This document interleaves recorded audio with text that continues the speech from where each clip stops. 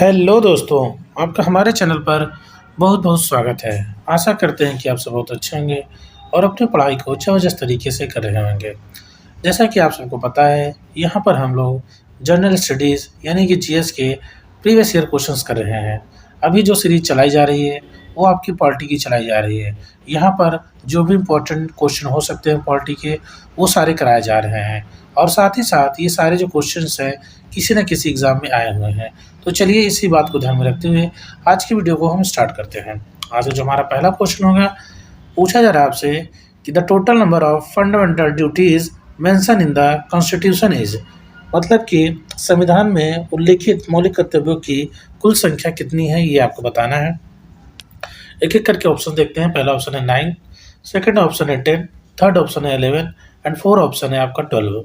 तो आपका जो मौलिक कर्तव्य होंगे उनकी संख्या जो होती है दोस्तों, दैट इज आपका हो जाएगा option number third, 11 is the correct answer. 11 आपका बिल्कुल सही जवाब हो जाएगा। चलिए आज का दूसरा क्वेश्चन देखते हैं। आज का जो हमारा दूसरा क्वेश्चन होगा, दैट इज दूसरा क्वेश्चन की बात करें तो दे रखा है कि fundamental duties enacted in part 4A of the constitution are.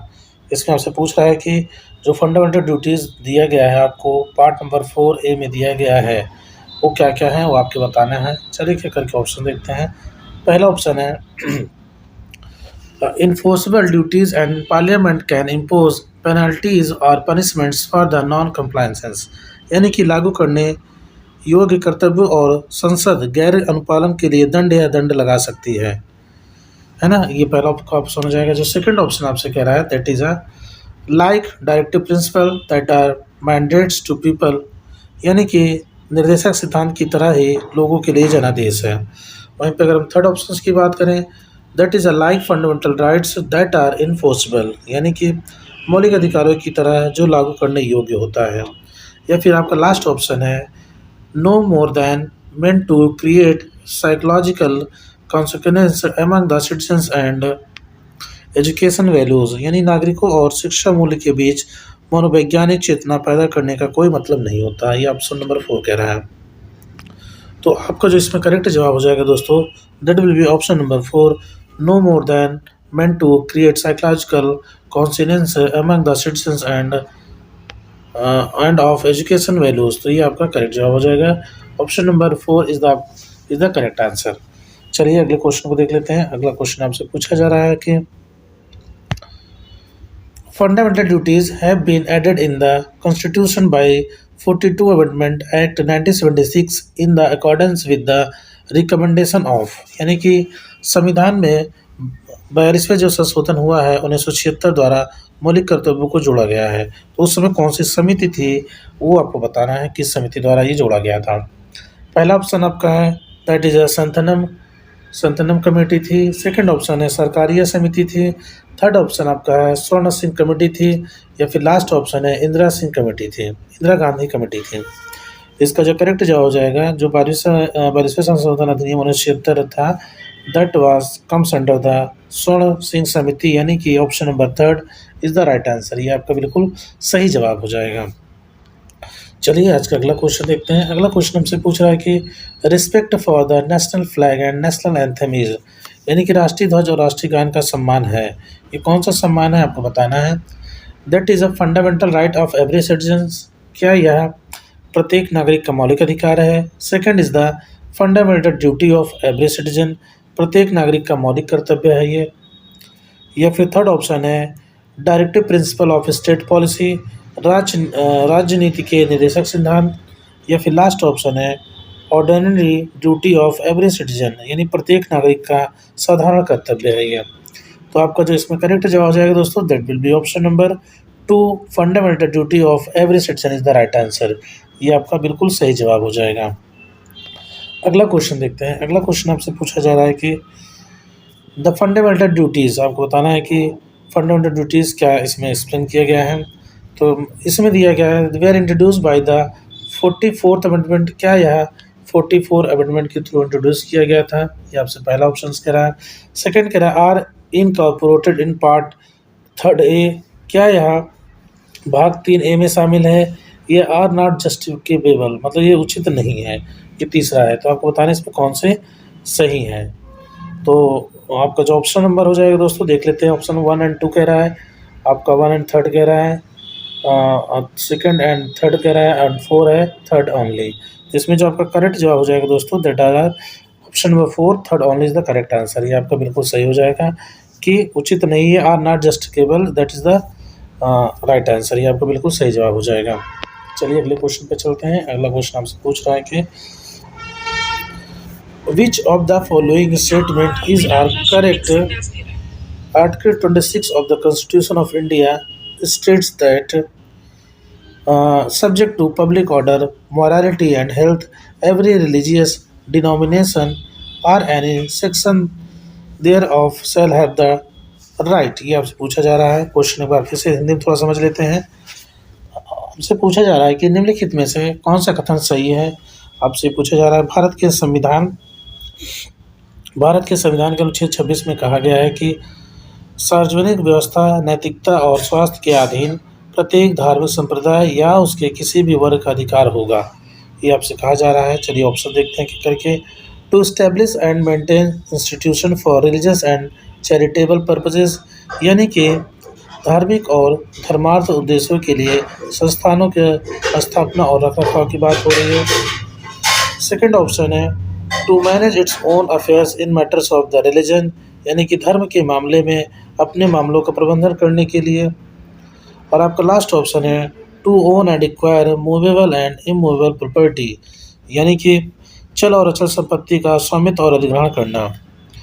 तो इसमें अब देख लेते हैं ऑप्शन कौन कौन सा है। आपका पकड़ा केवल पहला है या फिर दूसरा और तीसरा है, पहला एंड तीसरा है, या फिर लास्ट है पहला, दूसरा और तीसरा। तो इसमें जो आपका करेक्ट जवाब हो जाएगा दोस्तों, that will be option number 4, 1, 2 and 3, यानी कि ये तीनों ही स्टेटमेंट आपके बिल्कुल सही हैं। That are absolutely correct answer. ये सभी सारे इसमें सही दे रखे हैं। चलिए अगला क्वेश्चन देख लेते हैं। आज का अगला जो क्वेश्चन होगा, आपसे पूछा जा रहा है कि which of the following are among the fundamental duties as listed in the constitution, यानी कि निम्नलिखित में से कौन से संविधान में सूचीबद्ध मौलिक कर्तव्यों में से है, आपको ये बताना है। पहला ऑप्शन है to preserve the heritage of our composite culture, ये पहला कह रहा है, यानी कि हमारी समग्र संस्कृति की विरासत को संरक्षण करना। सेकंड ऑप्शन है to abide by the constitution, यानी कि संविधान का पालन करना। या फिर थर्ड ऑप्शन है to strive for excellence in scientific research to win international fame, यानी कि अंतर्राष्ट्रीय ख्याति प्राप्त करने के लिए वैज्ञानिक अनुसंधान में उत्कृष्टता के लिए प्रयास करना। या फिर लास्ट ऑप्शन है to render national service when called upon to do, यानी कि ऐसा करने पर राष्ट्रीय सेवा प्रदान करने के लिए कहा जाता है। तो चलिए हम ऑप्शन देख लेते हैं। पहला ऑप्शन आपका दे रखा है, पहला और तीसरे की बात हो रही है, पहला एंड दूसरे की बात हो रही है, पहला, तीसरा और चौथे की बात हो रही है, या फिर एक लास्ट ऑप्शन है दूसरा। आप देख लीजिए, इसमें दूसरा है आपका, तीसरा है और चौथा है। तो इसमें जो आपका करेक्ट हो जाएगा दोस्तों, that will be option number 3, पहला, second and fourth is the right answer. तो आपका पहला सही है, सेकंड सही है और फोर्थ सही है। Second and fourth is the right answer, ये तीनों सही है, बाकी थर्ड वाला आपको इसमें गलत दे रखे हैं। चलिए अगला क्वेश्चन देख लेते हैं। अगला जो क्वेश्चन हमारा होगा दैट इज आपसे पूछा जा रहा है कि the fundamental duties were included in the constitution with the idea of, जो फंडामेंटल ड्यूटीज थी वो आपको इंक्लूड की गई थी कॉन्स्टिट्यूशन में, किस आइडिया के तहत ये इंक्लूड की गई थी, ये आपको बताना है। चलिए एक एक करके ऑप्शन देखते हैं। पहला ऑप्शन आपसे कह रहा है कि that was included due to the giving more importance to the fundamental rights, मतलब आपसे कह रहा है कि मौलिक अधिकारों को अधिक महत्व देने के लिए। सेकंड ऑप्शन है curbing subversive and unconstitutional activities, यानी कि विध्वंसक और असंवैधानिक गतिविधियों पर अंकुश लगाना। थर्ड ऑप्शन आपका है preventing abuses of fundamental rights, यानी कि मौलिक अधिकारों का दुरुपयोग को रोकना। या फिर लास्ट ऑप्शन है giving more power to the executive, यानी कार्यपालिका को अधिक शक्ति देना। तो इसमें जो आपका करेक्ट आंसर हो जाएगा दोस्तों, that will be option number 2, curbing subversive and unconstitutional activities, यानी कि विध्वंसक और असंवैधानिक गतिविधियों पर अंकुश लगाना। That will be your right answer, ये आपका बिल्कुल सही जवाब हो जाएगा। चलिए आज का अगला क्वेश्चन देखते हैं। आज का जो अगला क्वेश्चन होगा, आपसे पूछा जा रहा है कि the constitution describe India as a, जो कॉन्स्टिट्यूशन है भारत का, इंडिया को कैसे डिस्क्राइब करता है, ये आपको बताना है। चलिए पहला ऑप्शन देखते हैं, फेडरेशन ऑफ स्टेट्स कहा जाता है इसको, यानी कि फेडरेशन ऑफ स्टेट्स, या फिर यूनियन ऑफ स्टेट्स कहा जाता है, यानी कि राज्यों का संघ कहा जाता है, या फिर कॉन्फेडरेशन ऑफ स्टेट्स कहा जाता है, या फिर लास्ट ऑप्शन है यूनाइटेड स्टेट्स कहा जाता है, यानी कि एकात्मक राज्य कहा जाता है, इसका मतलब होगा। तो आपको इसमें जो करेक्ट आंसर हो जाएगा, India is a union of states, the right answer हो जाएगा। तो आपका ऑप्शन नंबर जो 2 हो जाएगा, that will be absolutely correct answer. ठीक है, इंडिया को क्या बोला जाता है? यूनियन ऑफ स्टेट्स बोला जाता है। चलिए अगला क्वेश्चन देख लेते हैं। अगला क्वेश्चन आपसे पूछ रहा है कि the territory of India consist of, Bharat जो संघ में शामिल है क्या क्या उसमें चीज़ें होती हैं ये आपको बताना है। चलिए पहला ऑप्शन देखते हैं, दैट इज स्टेट्स होता है, सेकंड यूनियन टेरिटरी होती है, थर्ड आपका एक्वायर्ड टेरिटरीज होती हैं, यानी कि स्टेट्स होते हैं, केंद्र शासित प्रदेश होते हैं, या फिर अधिकृत क्षेत्र होते हैं। ऑप्शन देख लेते हैं, फर्स्ट ओनली कह रहा है, या फिर सेकंड ओनली, या फिर थर्ड ऑप्शन कह रहा है कि पहला और दूसरा दोनों, या फिर फोर्थ ऑप्शन है पहला दूसरा और तीसरा तीनों ही सही हो जाएंगे। तो जो आपका टेरिटरी ऑफ इंडिया का जो कंसिस्ट होता है दोस्तों, जिससे वो बना होता है, that is a sum of all this of three, इन तीनों से ही मिलकर बना होता है। स्टेट्स होते हैं उसमें, यूनियन टेरिटरीज होती है, और एक्वायर्ड टेरिटरीज भी उसी के अंदर आती हैं। तो आपका जो ऑप्शन नंबर फोर्थ हो जाएगा, पहला और तीसरा, that will be your correct answer. ये आपका बिल्कुल सही जवाब हो जाएगा। चलिए अगला क्वेश्चन देखते हैं। जो अगला क्वेश्चन होगा आपका, दैट इज आपसे पूछा जा रहा है कि which one of the following subjects is under the union list in the 7th schedule of the constitution of India, यानी कि निम्नलिखित में से कौन सा विषय भारत के संविधान की 7वीं अनुसूची की संघ सूची के अंतर्गत आता है, ये आपको बताना है। पहला ऑप्शन आपसे कह रहा है regulation of labour and safety in mines and oil fields, यानी कि खानों और तेल क्षेत्रों में श्रम और सुरक्षा का विनिमय। सेकंड ऑप्शन आपका एग्रीकल्चर है, यानी कृषि है। थर्ड ऑप्शन फिशरीज है, यानी कि मत्स्य पालन है। या फिर लास्ट ऑप्शन है पब्लिक हेल्थ की बात हो रही है, यानी कि सार्वजनिक स्वास्थ्य की बात हो रही है। इसमें जो आपका करेक्ट आंसर हो जाएगा दोस्तों, that will be option number 1, regulation of labour and safety in mines end of all fields is the right answer. ये आपका बिल्कुल सही जवाब हो जाएगा। चलिए अगला क्वेश्चन देखते हैं फ्रेंड्स। अगला क्वेश्चन आपसे पूछा जा रहा है कि कंसीडर द फॉलोइंग स्टेटमेंट, आप पहले इन सारे कथनों पर विचार करिए, फिर देखते हैं इसमें कौन कौन से सही हैं। पहला ऑप्शन आपसे कह रहा है कि a person who was born on 26 January 1951 in Rangoon, whose father was a citizen of India by birth at the time of his birth is deemed to be an Indian citizen by descent, यानी कि एक व्यक्ति जो 26 January 1951 को Rangoon में पैदा हुआ था, जिसके पिता जन्म के समय भारत के नागरिक थे, को जन्म से भारतीय नागरिक माना जाता है। ये पहला स्टेटमेंट आपका हो गया। सेकंड ऑप्शन कह रहा है आपसे a person who was born on 1st July 1988 in the Itanagar, whose mother is a citizen of India at the time of his birth, but the father was not, is deemed to be a citizen of India by birth। क्या उसको माना जाना है? देख लेते हैं क्या है। माना जा सकता है, यानी कि अगर एक व्यक्ति का जन्म 1 जुलाई 1998 को 88 को ईटानगर में हुआ था, जिसकी माँ अपने जन्म के समय भारत के नागरिक है, लेकिन पिता नहीं थे, उससे जन्म से भारत का नागरिक माना जाता है। इन दोनों स्टेटमेंट से आपको बताना है कि कौन सा इनमें सही है। चलिए ऑप्शन देख लेते हैं। पहला ऑप्शन कह रहा है केवल पहला सही है, सेकंड ऑप्शन कह रहा है केवल दूसरा सही है, तीसरा आपसे कह रहा है पहला और दूसरा दोनों ही सही है, या फिर ना तो पहला और ना तो दूसरा सही है। तो आपका जो इसमें करेक्ट हो जाएगा दोस्तों, that will be option number 3, पहला और दूसरा both are the right answer. ये आपका बिल्कुल सही जवाब हो जाएगा, इसमें दोनों सही हैं। चलिए अगला क्वेश्चन देखते हैं। अगला क्वेश्चन आपसे पूछा जा रहा है कि which one of the following statements regarding the constitutionally guaranteed right to education in India is correct. आपको बताना है कि निम्नलिखित में से कौन सा भारत में संवैधानिक रूप से गारंटेड शिक्षा के आधार के संबंध में सही कथन है। पहला ऑप्शन देखते हैं, this right covers both child and adult literacy and therefore universally guarantee education to all citizens of India, यानी कि यह अधिकार बच्चे और वयस्क शिक्षा दोनों को कवर करता है, इसलिए भारत के सभी नागरिकों को सार्वभौमिक रूप से शिक्षा की गारंटी देता है। यह आपका पहला ऑप्शन हो जाएगा। सेकंड ऑप्शन आपसे कह रहा है that is this right is a child right covering the age group of 6 to 14 years and becomes operational from the year 2015, यानी कि यह अधिकार 6 से 14 वर्ष के समूह को कवर करने वाला बच्चों का अधिकार है, और वर्ष 2015 से यही चालू हो जाता है, ये चालू हो गया था। थर्ड ऑप्शन आपसे कह रहा है this right has been taken from the British constitution which was the first welfare state in the world, यानी कि यह अधिकार ब्रिटिश संविधान से लिया गया है जो दुनिया में पहला कल्याणकारी राज्य था।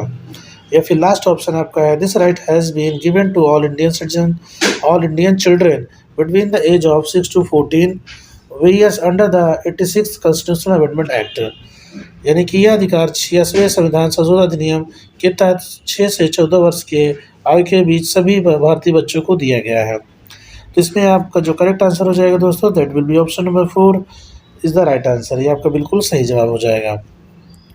चलिए अगला क्वेश्चन देख लेते हैं। अगला क्वेश्चन हमसे पूछा जा रहा है कि आपको बताना है कि which is the competent body to prescribe condition for acquisition of citizenship, यानी कि नागरिकता प्राप्त करने के लिए शर्तों को निर्धारित करने के लिए सक्षम निकाय कौन सा है, ये आपको बताना है। पहला है इलेक्शन कमीशन, सेकंड है प्रेसिडेंट, थर्ड ऑप्शन आपका पार्लियामेंट है, या फिर लास्ट ऑप्शन है पार्लियामेंट एंड असेंबलीज।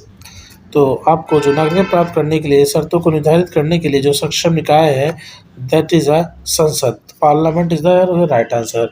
पार्लियामेंट आपका बिल्कुल सही जवाब हो जाएगा। चलिए आज का अगला क्वेश्चन देखते हैं। अगला क्वेश्चन हमसे पूछ रहा है कि in India the right to freedom of speech and expression is restricted on the grounds of, यानी कि भारत में बोलने और व्यक्ति की स्वतंत्रता का अधिकार आधार पर में किस आधार पर प्रतिबंधित किया जा सकता है, ये आपसे पूछा जा रहा है। पहला आपसे ऑप्शन कह रहा है कि the sovereignty and integrity of India, यानी कि भारत की संप्रभुता और अखंडता के बेस पे। सेकंड ऑप्शन है कंटेम्प्ट ऑफ कोर्ट, यानी कि न्यायालय की अवमानना के आधार पर। थर्ड ऑप्शन आपका है friendly relation with the foreign states, यानी कि विदेशी राज्यों के साथ मैत्रीपूर्ण संबंध। फोर्थ ऑप्शन है प्रोटेक्शन ऑफ माइनॉरिटीज़, यानी कि विदेश अल्पसंख्यकों की सुरक्षा। तो इसमें आपको सिलेक्ट द करेक्ट करना है कि कौन सा इसमें सही है। आपका ऑप्शन नंबर 1, 2 एंड 3 तीनों सही है, या फिर दूसरा, तीसरा और चौथा सही है, या फिर पहला एंड तीसरा सही है, फिर लास्ट ऑप्शन आपका पहला, दूसरा और चौथा सही है। तो आपके इसमें जो करेक्ट जवाब हो जाएगा दोस्तों, that will be option number 1, 1, 2 and 3 are the correct answer. तो पहला आपका, दूसरा और तीसरा आपका करेक्ट आंसर हो जाएगा। तो ये तीनों ही बिल्कुल सही आंसर हो जाएंगे।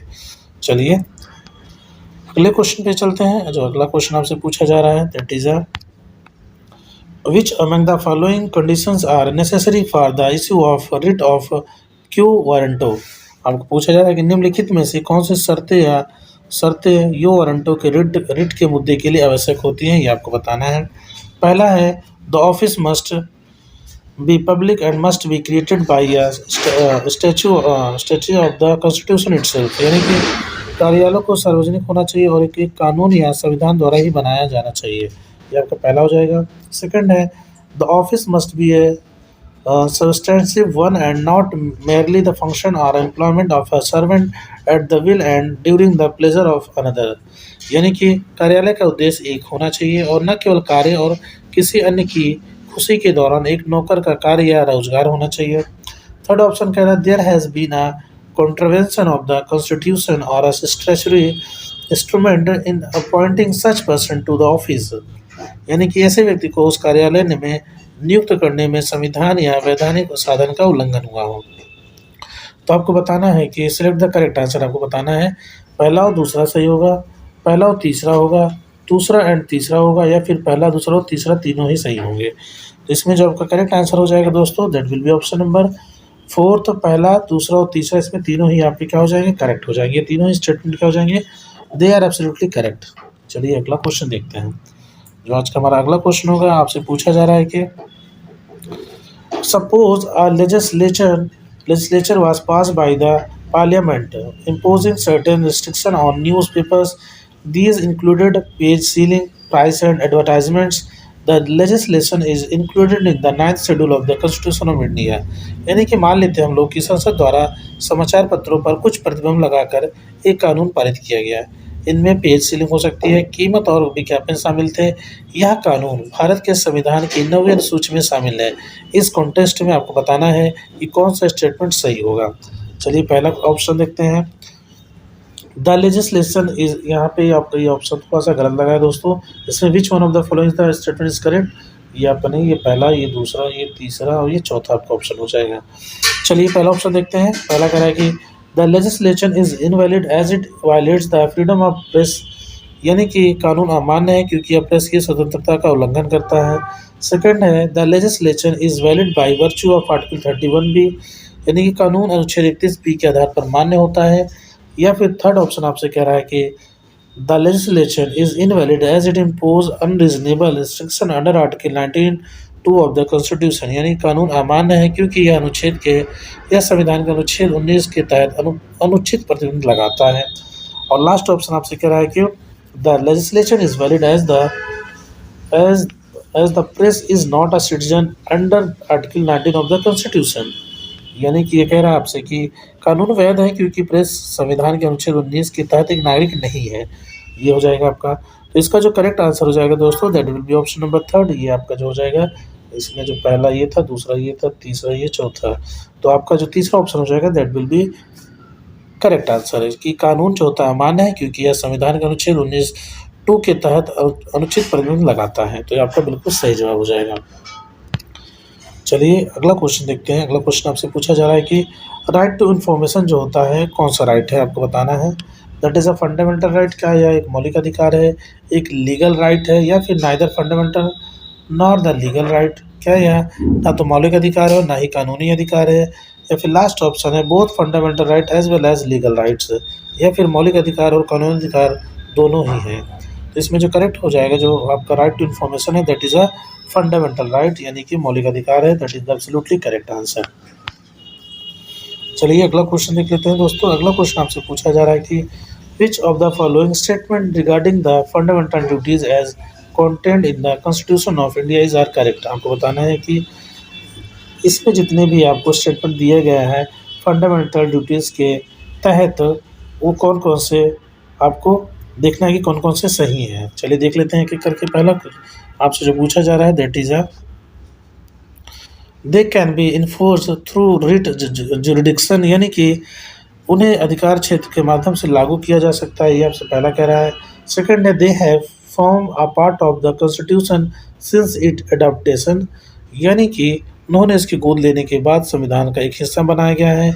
या फिर थर्ड ऑप्शन है they are applicable only to citizens of India, या फिर ये केवल भारत के नागरिकों पर ही लागू होते हैं।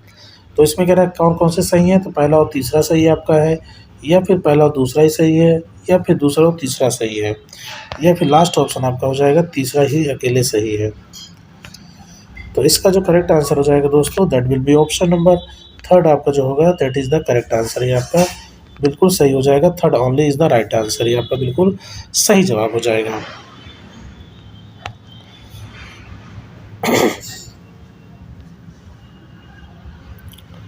चलिए अगला क्वेश्चन देखते हैं दोस्तों।